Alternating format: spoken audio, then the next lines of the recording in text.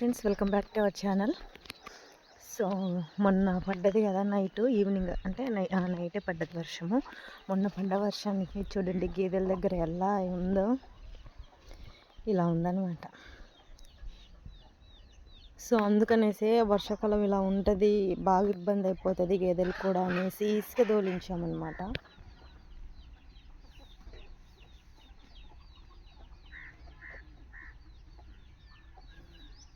అలా అవుతుంది అనేసి ఇసుక తోలించాము. ఆ రోజు పడ్డ వర్షానికి మా గేదె ఏం చేసిందంటే, ఇగోండి ఈ మేడం గారు ఏం చేశారంటే తాడంతా తెంపేసి మొక్కలు మొత్తము కూరగాయలు వేసాను కదా అవన్నీ పాడు చేసేసింది అనమాట. మొక్కలన్నీ విరిచేసింది. అసలు పిచ్చిలేసినట్టు అనిపించింది అనమాట నాకైతే. ప్రతిసారి అంతే తెంపేసి ఇలా చేస్తూ ఉంటుంది అనమాట. ఏం చేయాలో అర్థం కాక తలకాయ పట్టుకొని కూర్చున్న. పొద్దున్నే లేవంగానే ప్రేయర్ అంతా చేసేసుకొని ఒకసారి గేదెల దగ్గరికి అయితే వస్తానన్నమాట. ఏం చేస్తాను ఏంటి అని చూడడానికి అయితే వస్తాను. బట్ మొత్తం విరిచేసింది. అక్కడ జామ చెట్టు అన్నీ విరిచేసింది అనమాట. ఇటు కూరగాయలు అన్నీ చల్లాను కదా అవన్నీ తొక్కి పడేసింది అనమాట. బెండ విత్తనాలు అవన్నీ వేసాను, నాశనం చేసేసింది. ఇక ఏం చేయాలో తెలియక తలకాయ పట్టుకొని కూర్చొని ఉన్నాను. ఇక ఇదిగోండి ఇలా ఉంటుంది అనమాట వర్షం పడితే.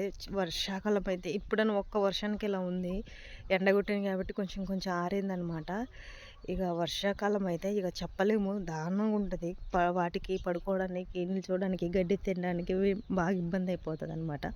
అందుకనేసి ఇక ఇసుక తోలించాము, ఇలా ఫ్లోరింగ్ చేపిద్దాం అన్నట్టు.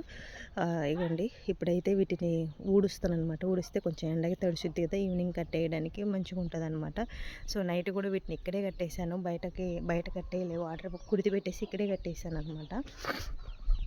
ఇదిగోండి ఈ విధంగా అయితే ఉంది.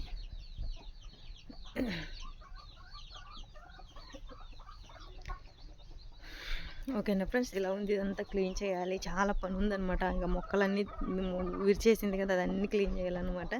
సో ఫుల్ పని ఉంది. ఇవాళ నుండి అమ్మ వాళ్ళది మిరపకాయలకు వస్తున్నారు, వాళ్ళదైతే మాదే అనమాట కోసేది. అలా ఉందన్నమాట. సో ఈ విధంగా అయితే ఉంది. సో వీడియో నచ్చితే కనుక ప్లీజ్ సబ్స్క్రైబ్ చేయండి ఫ్రెండ్స్.